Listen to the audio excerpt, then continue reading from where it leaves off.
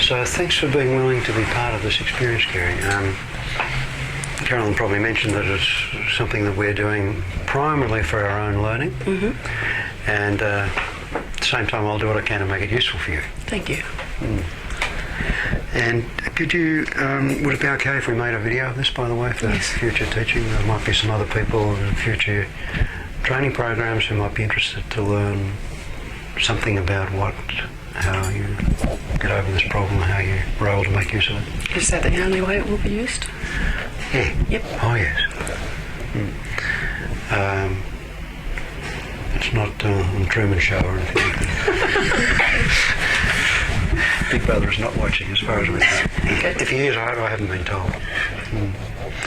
And to begin with, could you tell us something about yourself? What sort of things you find interesting, enjoyable, or satisfying? Okay.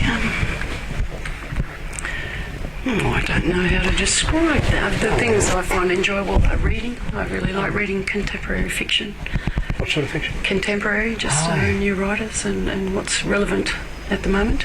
I like going camping. I love the desert and getting outside into... The desert? Yeah, it reminds me of the beach in some ways. Is this not Tasmanian desert? No. What, not the Sahara? What desert? No, in Australia, the Australian desert. I've been making some trips over the past 5 years. And have you? I really like to do that. I just feel relaxed and free, and to get on a plane and get out of Tasmania and away from my life, to let go of responsibility and have some time out. Yes. And I really like doing it in that environment. I'd like to do more of that. Okay. There's something about that environment. You said that you feel free? Yes, I think it's huge spaces and Yes. the starry skies at night. And Okay. I've only heard about it. I haven't been there. Everybody that's been there says it's something to experience. I think seeing Uluru was probably the closest thing I've ever had to a religious experience. Okay. It was amazing going there. I really like going and seeing those rock formations out in the desert and being around and stuff. So. Yes. Which was it? One of those rock formations was only discovered recently. Is it the Bungle Bungles or? No, I think it's been around for a long time. I thought it was one of those. Some new ones. Yeah, sure. Apparently only discovered 20, 30 years ago. So I believe. I've heard about it. Yeah. Anyhow, Uluru was pretty good. Oh, it was fantastic. I thought it'd be really commercial and stuff, but I found that you can go there and if you walk around it, you can be on your own and experience it on your own. And without too many tourists, which there is a lot there. I mean, there's busloads of people turning up there all the time. But what was it about the place? There's something... I've heard other people say there was like a spiritual... Yeah, I'm there was not a presence sure. there or something. There is, I'm not quite sure what it is. Absolutely. Yeah, some things are hard to put into words, huh? Yeah, I think it's extraordinary to just go out into that really flat and huge expanse, and there's a massive monolith sitting there. So, yeah, I just found it was wonderful. Okay. Well, by contrast, maybe, like there's all the flat and suddenly there's this. Yeah. It seems timeless. You just get a sense of sort of endless time, and it's been there forever. And the fleetingness of people, I suppose, as opposed to this massive rock sitting there. I get something similar to when I look at Mount Wellington too. I think, it's been there for a while. Yeah. But I guess Uluru is surrounded by all that flatness. It's even more dramatic. Yeah, it's very I mean, dramatic. Hobart's got ups and downs and hills and so on. Ah, dear. What a place, eh? Yeah. And what were you hoping would be useful for us to talk about or do or achieve here today for you? I've been finding that really challenging, thinking about that. All sort of things just go fleeting through my mind, and what I hope to get out of it. I've had some hypnosis before. I did what was called PSH, I suppose, at that time. Private subconscious healing, some Australian It sounds doctor. a bit complicated to me. Yeah, it was actually quite good. I really liked it and enjoyed it, and got some real benefits out of that. So I am interested in hypnotherapy. Okay. I suppose at the moment what's currently happening in my life is I don't feel very confident and I don't feel very resilient at the moment. I've been having a difficult time in my workplace, and I'm probably in the wrong wrong occupation for myself. So Okay. So it may be that you're having the right reaction to the wrong place. yes, and probably bogged down in that a little too much instead of being able to look for options and to move through that. I have been doing that as well, looking for other options, but nothing is sort of presenting itself. Well, I guess you don't want to go from frying pan into the fire. You don't want to just go from one. Which I've done before, so I'd like to have the confidence to choose something that's going to be good for myself. Okay.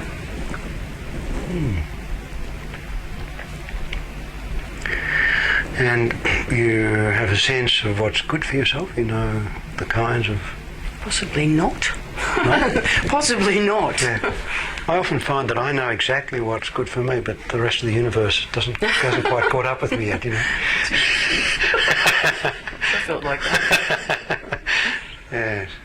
But, there has to be some relevance, I guess, not just doing what you like. Yeah, oh, definitely some relevance for me. So I suppose if I want to work, I'd like to work in some sort of social justice capacity. Okay.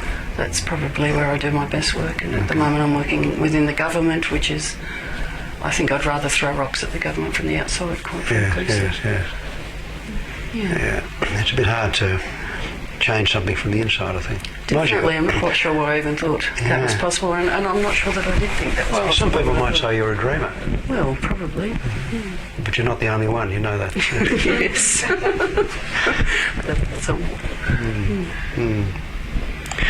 All right. So that if somehow, and you've had some experience of hypnosis before that was helpful, that in this experience of hypnosis today, if you are able to somehow reconnect with that feeling of confidence that's there, you know about, because you wouldn't go looking for it if you didn't know something about it.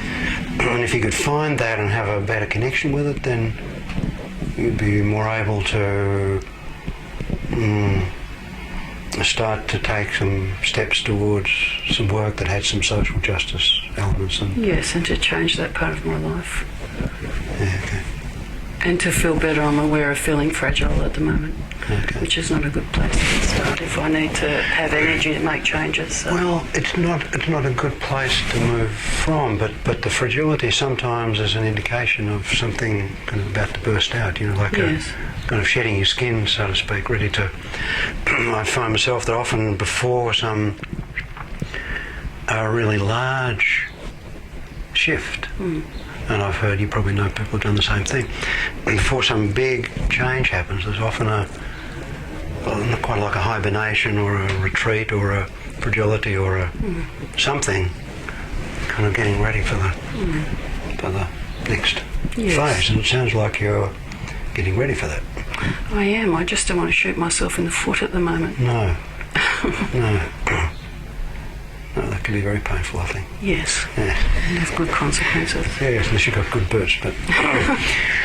Okay, so when you went into hypnosis in that previous experience,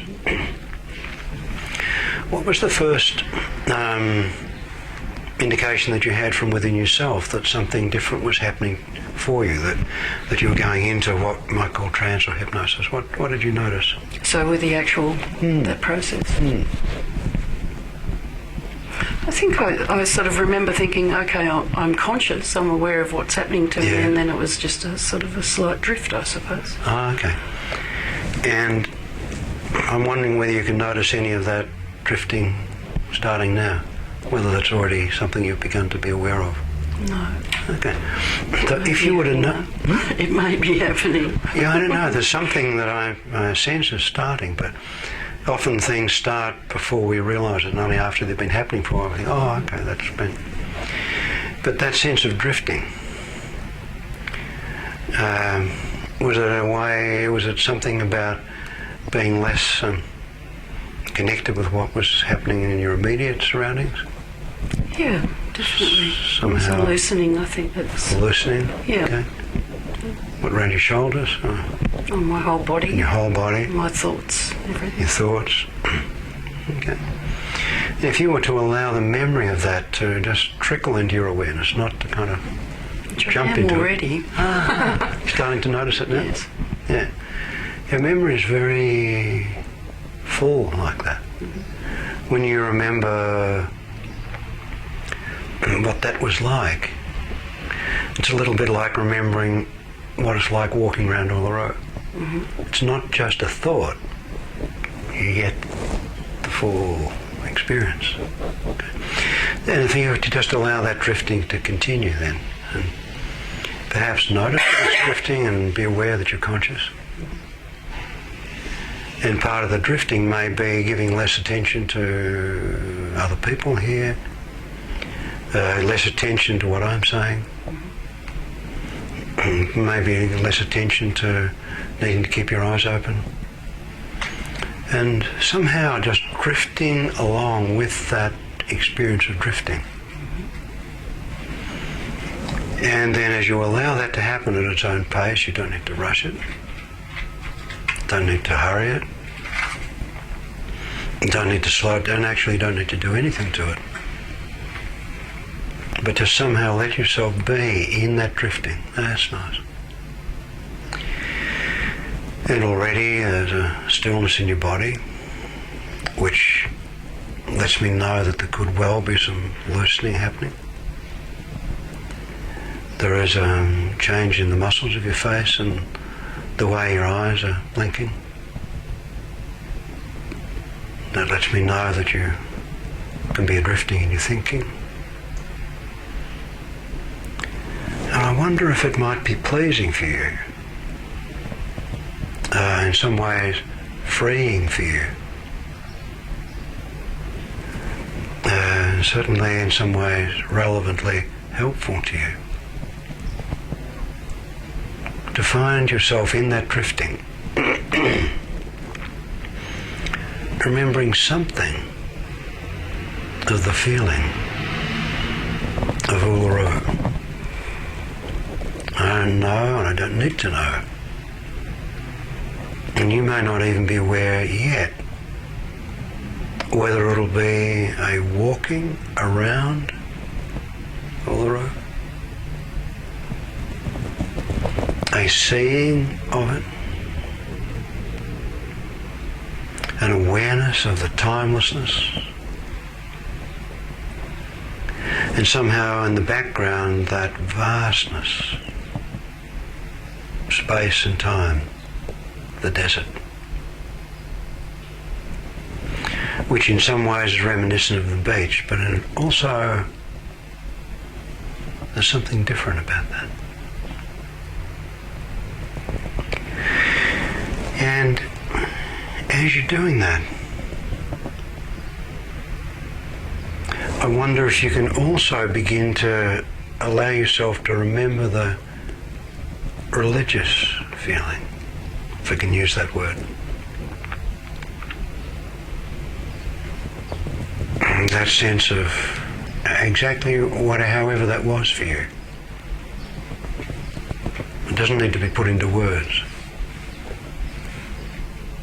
Maybe something of a sense of you as an individual connecting with Uluru, with the vastness of it. And at the same time, the smallness of it compared to the surroundings. The timelessness.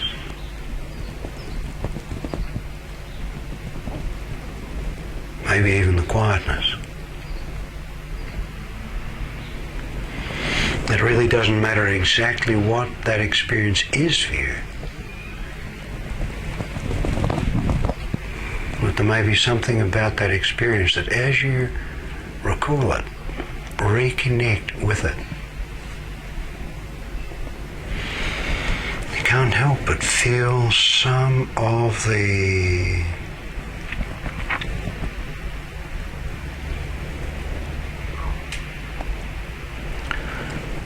how that is. I was wanting to say something of the spirit of that place, but I don't know whether that's the right word.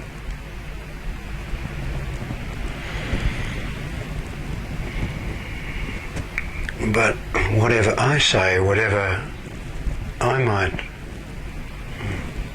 think. I can't know your experience. I can't know what's best for you.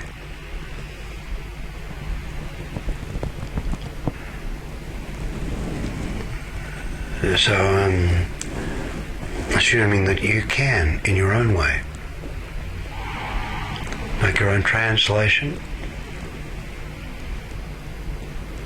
your own connection, your own meaning, so that the benefit that you want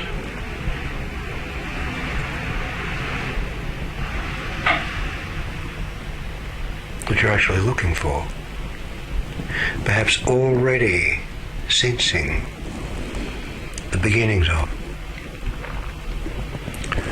like the beginnings of that drifting which you began to notice. And perhaps after you began to notice it, notice that it had begun. A little before you noticed that.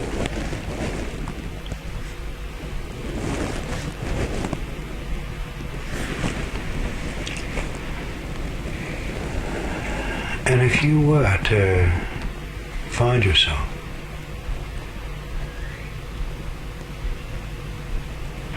somehow in the presence of Uluru,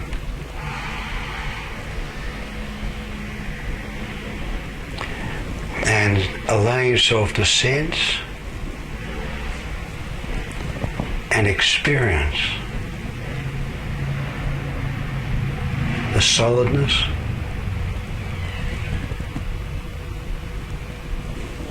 the timelessness, and the relative permanence, and I might want to add the strength, the substance,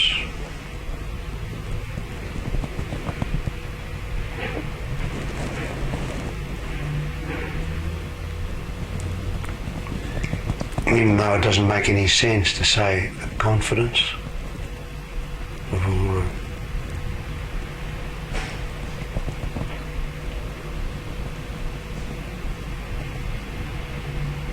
I don't know what it would be like for you to be Uluru, whether that even makes any sense.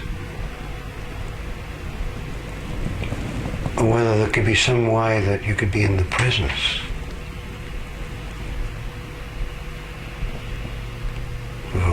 and somehow, almost like a transfusion, somehow absorb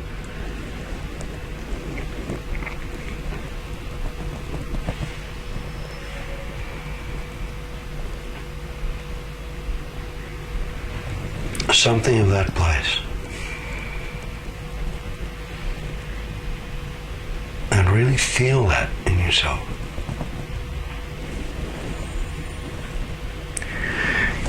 And I've been told that there are some changes there. The people used to be able to climb it, now they can't. They're asked not to. That it used to be Ayers Rock.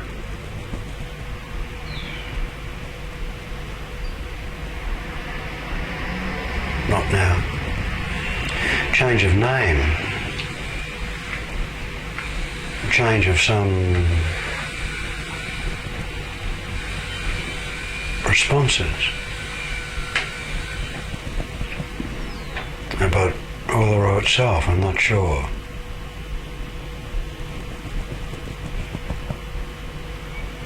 Whether the change of name, change of climbing, walking around, whether it's impervious to that, and withstand that, can be indifferent to that.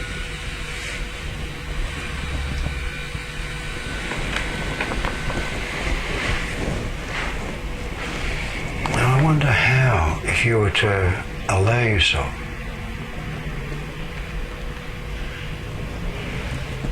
to feel that experience and really feel that,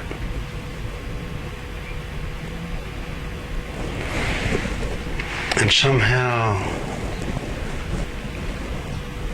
drift into that, loosen anything restricting a movement into that.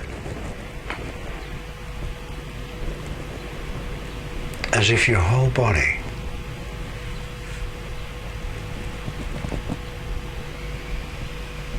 could absorb that experience, absorb that strength, absorb that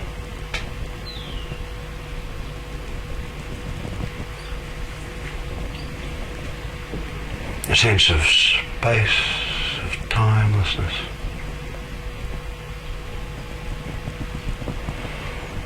A sense of freedom, where there's room to breathe, room to move, room to sit and do nothing, room to be.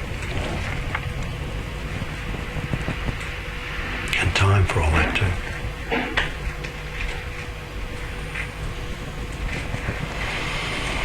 And if you could take that, if you could have that, if you could embody that, if you could absorb that,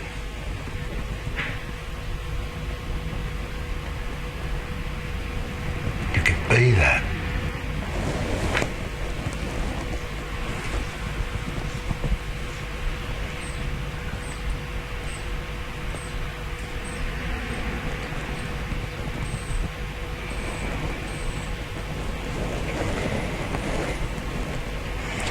And I wonder how that experience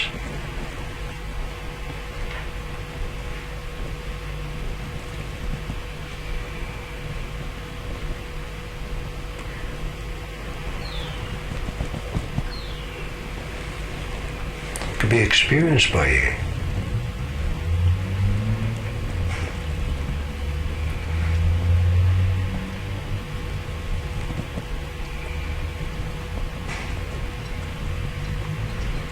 And how you could use it.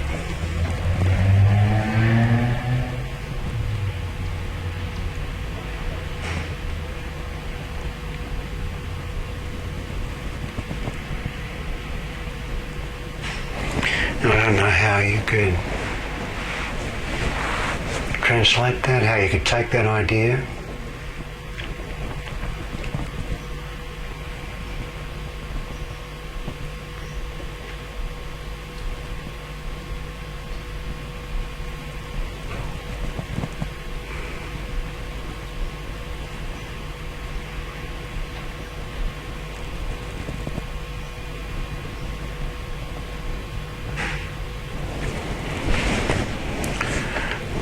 children made a new design for the Australian flag.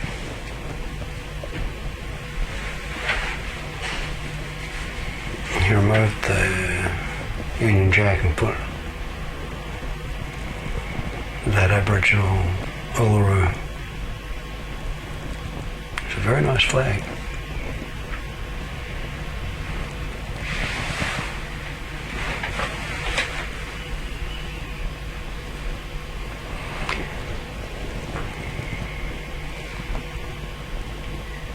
And I'm wondering what's happening for you, Carrie. How are you feeling right now? In your body, in yourself, in your mood, in your spirit?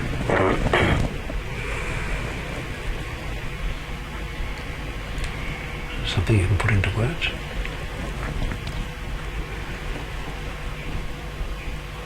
I feel really calm. Calm? And if there were some fears, some anxieties, some fragilities,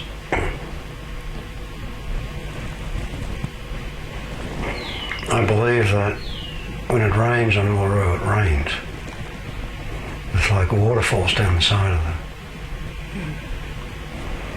And that's been happening for a while. It hasn't washed it away yet.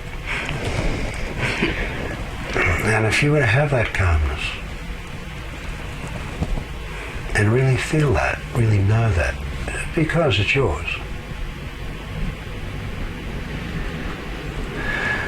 There could be some anxiety, some fears, some fragility, some doubts, some all kinds of things, and that could just kind of wash over you.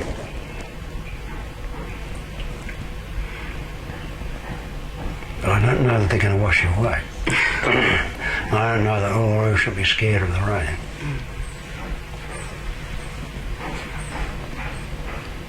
Does it seem a crazy thing to ask you what is it like to be Uluru? I mean, some people would think that's a... No, I'd love that feeling. I You love want that feeling. Yeah. You love that? And you know it? Yes. You do? Because when you see Uluru, you see a reflection of you. And when you experience the desert, the space, the calm, again, it's a reflection of you. There's an approach to counselling that says it takes one to know one. And you can't recognise something out there that we don't already know in here.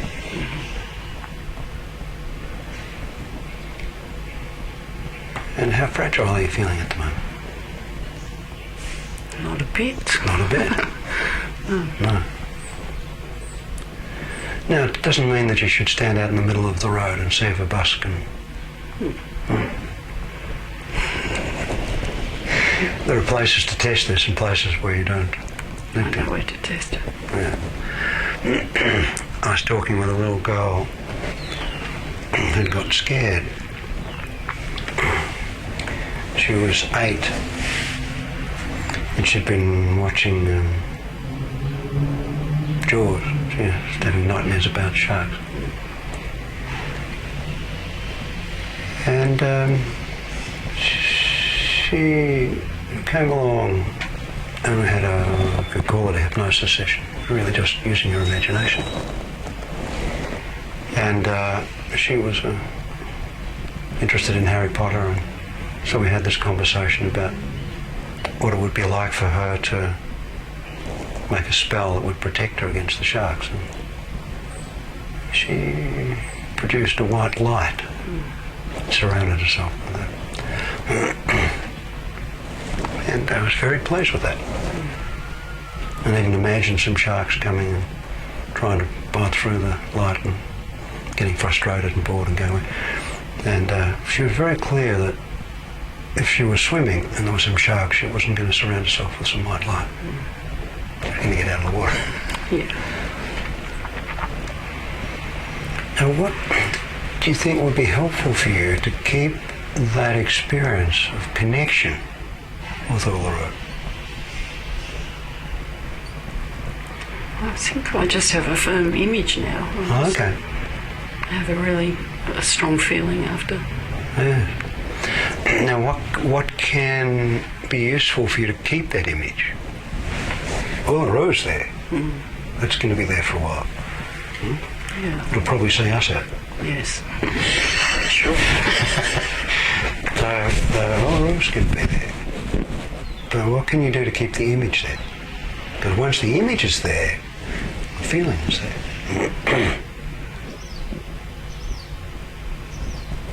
I'm not sure.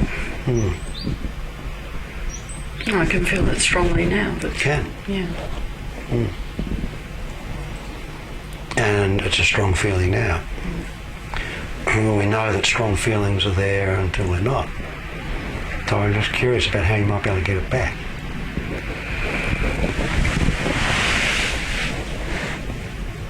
I'm not sure. I need to remember. I need to... Yeah, okay. Now, anything that comes to mind that would be helpful for you as a jog to your memory, like a poster or a badge or a picture or a flag?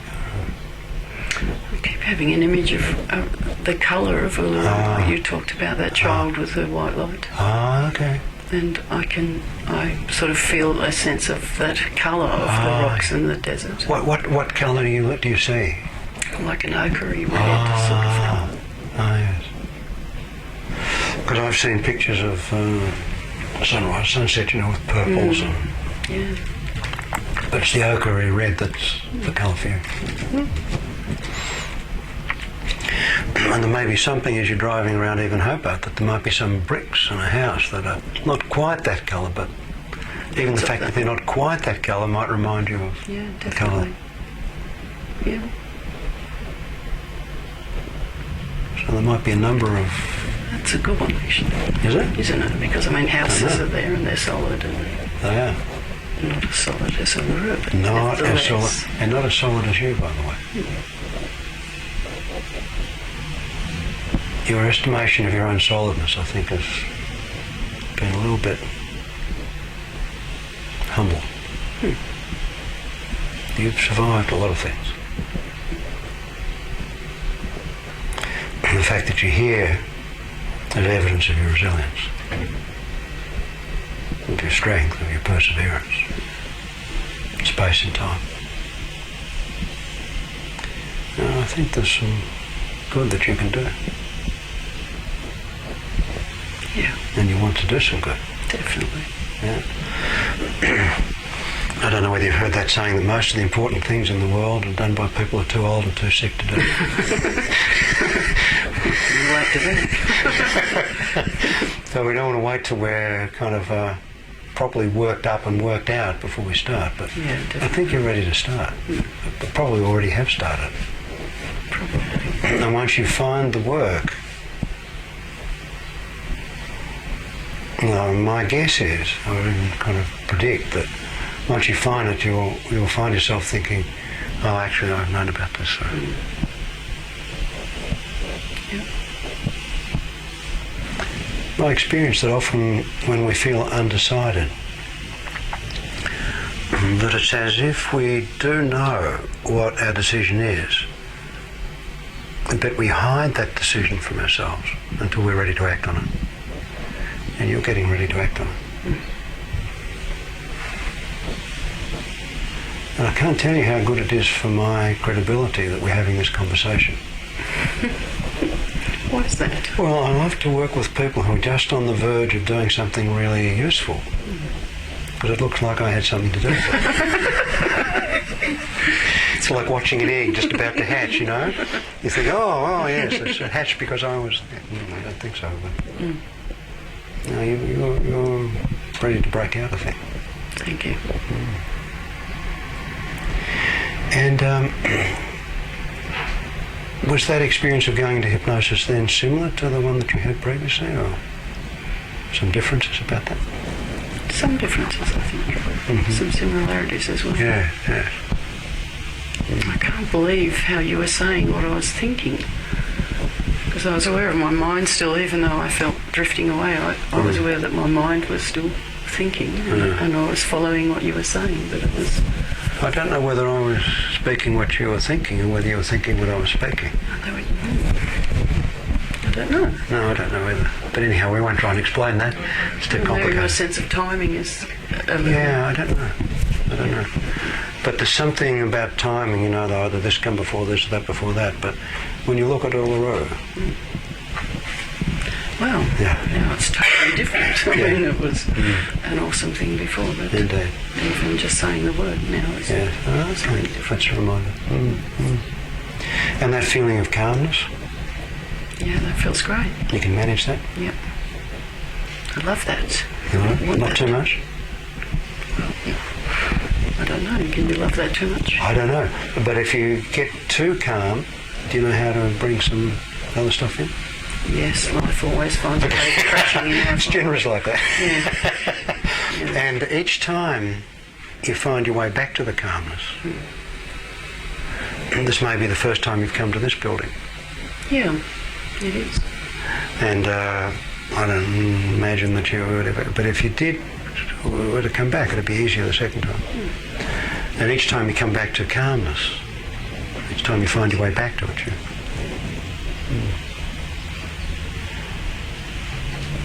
I'm really pleased to have met you. Thank you for the opportunity. I'm impressed with your readiness and the solidness of your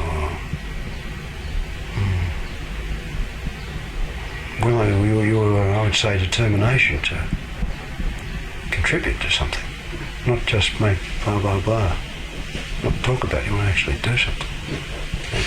I think you're in a very solid place to do that. Thank you. I'm inspired by your solidness. You've said some nice things. Well, I'm not just being polite. I hope you know that I mean that. Thank you. Now, and is there anything else that might be useful for us to talk about or to do or for you to experience? No, I feel...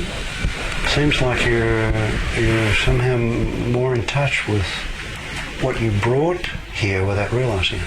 Yeah. You didn't know that you could bring Uluru into this place. You didn't know that it would fit, but... No, at the bottom of the stairs I wasn't sure what was going to happen. No. I felt like I haven't even got a clear thought of what I want out of it. So, Yeah. yeah.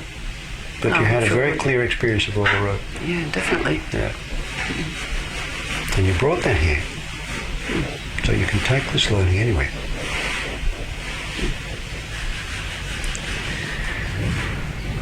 So how would it be if we stopped there? That'd be fantastic.